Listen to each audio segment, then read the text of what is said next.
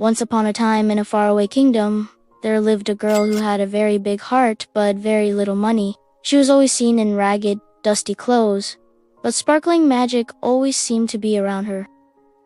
It could be seen in the way her eyes twinkled with mirth, or in the charming dimples that adorned her cheeks when she smiled. Even the birds that alighted on her windowsill seemed to sparkle like jewels. For this reason, the townspeople called her the Sparkling Girl. The Sparkling Girl lived with her cruel stepmother and stepsisters who hated her with all their might. They would often berate her for being a daydreamer and would force her to do menial tasks such as cleaning their shoes or combing their hair. But through it all, the Sparkling Girl remained kind and gentle, believing that one day her inner beauty would shine through. One day, an invitation arrived from the king requesting that all eligible maidens attend the royal ball at the castle that evening.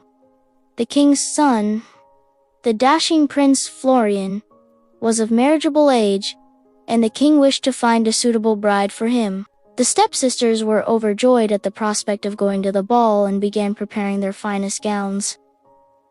The stepmother envisioned one of her daughters becoming the princess bride, and so chose which gown each would wear, the color of which would signify her preference. For the stepsisters, it was lavender and rose, while for the Sparkling Girl, it was a plain white. When the Sparkling Girl heard that her stepsisters were going to the ball, she too wished to go.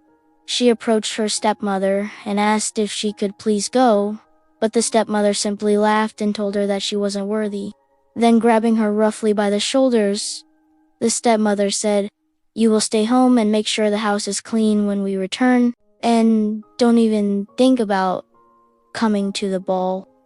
The Sparkling Girl felt tears pricking at her eyes, but she quickly blinked them away. She knew that if her stepsisters saw her crying, they would only mock her more. As soon as the stepsisters left the house, the Sparkling Girl went to the old gnarled oak tree in the garden and poured out her heart to it.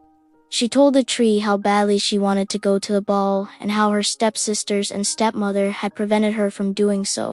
Suddenly, the oak tree began to glow with a soft light, and when the Sparkling Girl looked up, she saw hundreds of shimmering stars falling from the sky. As they fell, the stars transformed into beautiful dresses, sparkling shoes, and a sparkling tiara. The Sparkling Girl gasped in amazement and reached out to touch one of the dresses. As soon as her fingers made contact with it, the dress and all the other garments vanished, leaving behind only a pumpkin carriage, 4 white horses, and a beautiful gown. Then suddenly, a beautiful woman appeared before her. "Don't be afraid," she said kindly. "I am the Fairy Godmother, and I want to help you get to the ball." With a wave of her magic wand, the Fairy Godmother transformed the Sparkling Girl's old clothes into a magnificent gown.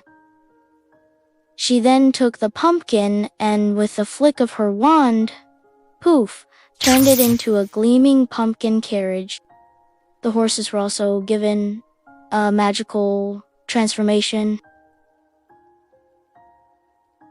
The 2 mice that had been hiding inside the carriage became a pair of handsome steeds.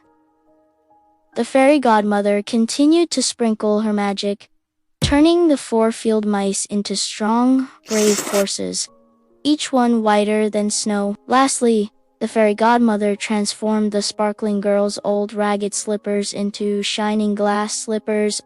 The Fairy Godmother then told the Sparkling Girl that she would remain at the ball until midnight, after which the magic would wear off. The carriage would turn back into a pumpkin, the horses into mice, and the beautiful gown would become rags once more. The Sparkling Girl thanked her Fairy Godmother for her help and climbed into the carriage. As the horses pulled her along, she looked back and saw her Fairy Godmother waving to her from the oak tree. When the Sparkling Girl arrived at the castle, she was the center of attention. Prince Florian was immediately smitten with her and asked her to dance. They danced and they waltzed under the starry night sky, and he had no eyes for anyone else in the room. But as the clock tower chimed midnight, The sparkling girl remembered her fairy godmother's warning and fled from the ball in a hurry.